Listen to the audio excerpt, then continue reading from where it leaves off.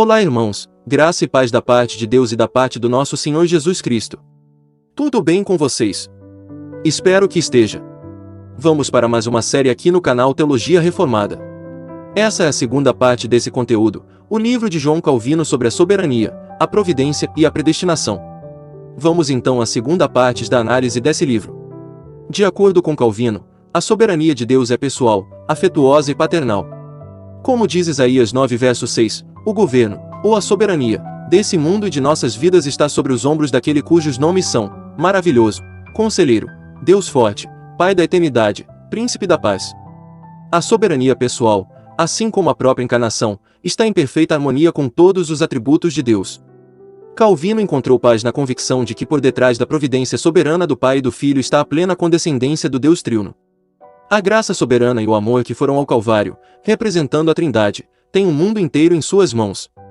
A soberania paternal de Deus em Cristo é a essência de quem Deus é. Se tivéssemos que reduzir a teologia de Calvino a um conceito, poderíamos fazer eco a que disse que ser calvinista significa ser teocêntrico. O principal interesse da teologia de Calvino e da teologia reformada é o Deus Trino, pois o Deus transcendente e imanente, o Deus paternal em Jesus Cristo é o próprio Deus. A teologia de Calvino e dos calvinistas é dominada pelo Deus das Escrituras.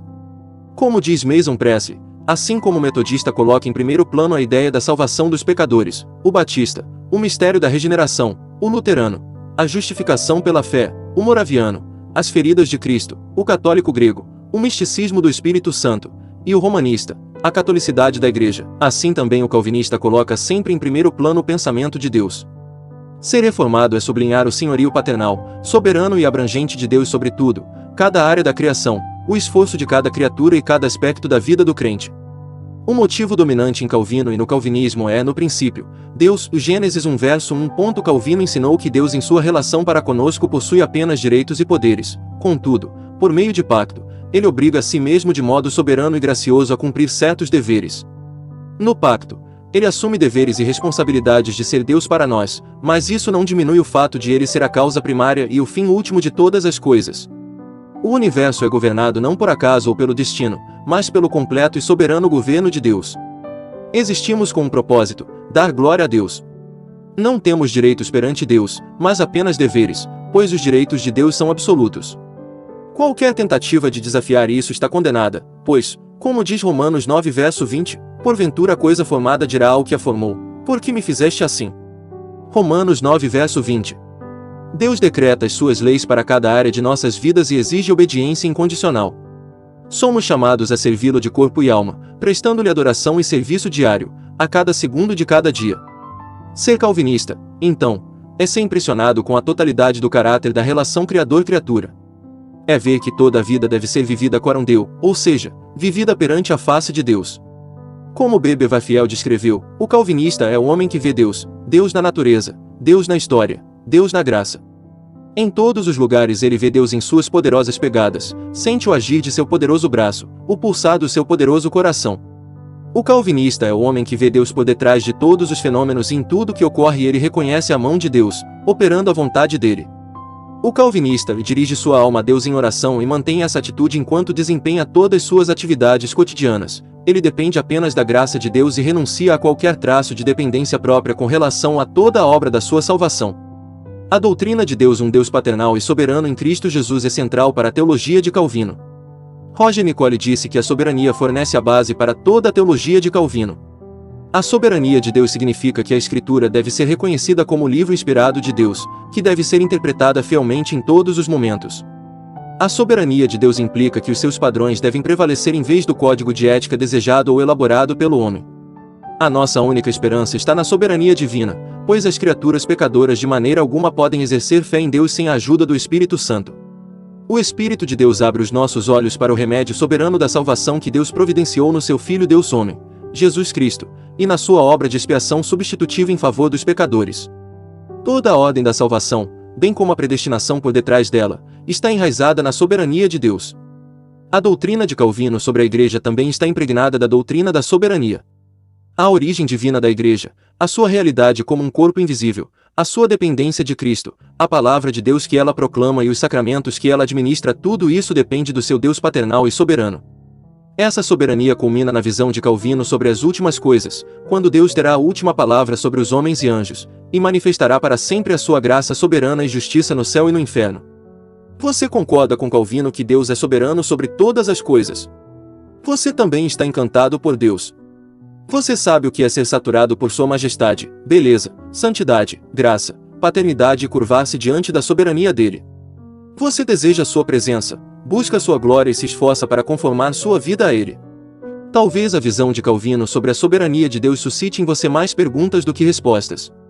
Talvez você tenha dúvidas sobre como a soberania e a providência divinas coalescem em nossas mentes e nossas vidas.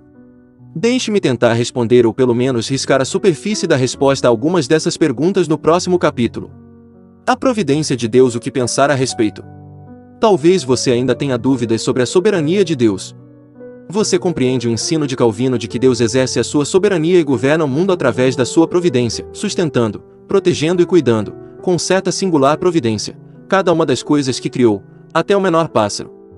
Você percebe como Calvino entrelaça a providência através de quase todos os capítulos das Institutas. Ele vê a providência como o governo de Deus que assim se estende a todas as suas obras, a qual não é algo inane, ocioso e quase inerte, mas vigilante, eficaz e operosa, a qual em contínua ação se transforma. Você reconhece a crença de Calvino de que a providência soberana de Deus abrange tudo, todos os pensamentos, palavras, desejos, ações e acontecimentos relacionados a todas as criaturas, seja no passado, presente ou futuro, e que abrange tanto o bem como o mal.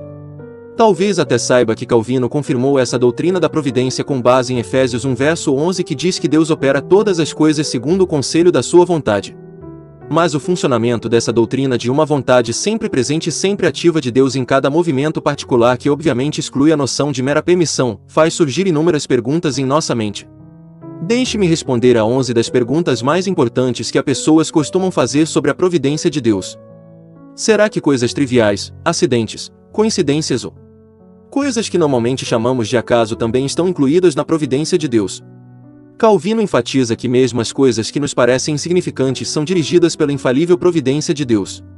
Jesus disse em Mateus 10 versos 29 e 30, não se vendem 2 passarinhos por um ceitil. E nenhum deles cairá em terra sem a vontade de vosso Pai. E até mesmo os cabelos da vossa cabeça estão todos contados. Uma vez que Deus está envolvido mesmo nos mais pequenos detalhes das nossas vidas, a Escritura aconselha-nos, reconhece-o em todos os teus caminhos, e ele endireitará as tuas veredas. Provérbios 3 verso 6. Acaso, destino cego, azar e coincidências são noções pagãs, diz Calvino. O que se pode pensar ser mais casual do que o lançar sortes? No entanto, o resultado disso seguramente provém de Deus, pois a sorte se lança no regaço, mas do Senhor procede toda determinação. Provérbios 16 verso 33. Como concluiu John Murray, o acaso e a sorte não fazem parte do vocabulário de um cristão. 2. Deus é soberano sobre as coisas mais que por vezes me acontecem. Calvino diz que textos como Isaías 45 verso 7 tornam claro que Deus é soberano sobre todo o mal. Eu formo a luz, e crio as trevas. Eu faço a paz, e crio o mal. Eu, o Senhor, faço todas estas coisas. Vamos inverter essa pergunta por um momento. Que conforto nós teríamos se Deus não fosse soberano sobre as dificuldades que enfrentamos? Jó teria sido confortado se acreditasse que o sofrimento a que foi submetido estava para além do controle de Deus. Negar a soberania divina sobre os nossos sofrimentos torna Deus impotente e nos rouba o conforto de que o nosso Pai Celestial sabe nos disciplinar muito melhor do que os nossos pais terrenos, para sua própria glória e para nosso aproveitamento, como afirma Hebreus 12 versos 5 a 11. 3. Será que as escolhas erradas que fiz em minha vida se sobrepõem à soberania de Deus? Ou será que Calvino diria que a influência governante da providência de Deus se estende até ao pecado? Calvino diria não à primeira pergunta e sim à segunda, embora mantivesse as suas palavras dentro dos parâmetros da Escritura. Calvino escreve, tudo o que nossa mente concebe é dirigido ao seu fim pela secreta inspiração de Deus. Irmãos, essa foi a segunda parte desse conteúdo. Em breve estaremos trazendo a terceira parte. Fique atentos, ative as notificações no sininho para ser avisados da terceira parte. Se inscreva-se também em nosso canal Teologia Reformada. Deus abençoe a todos.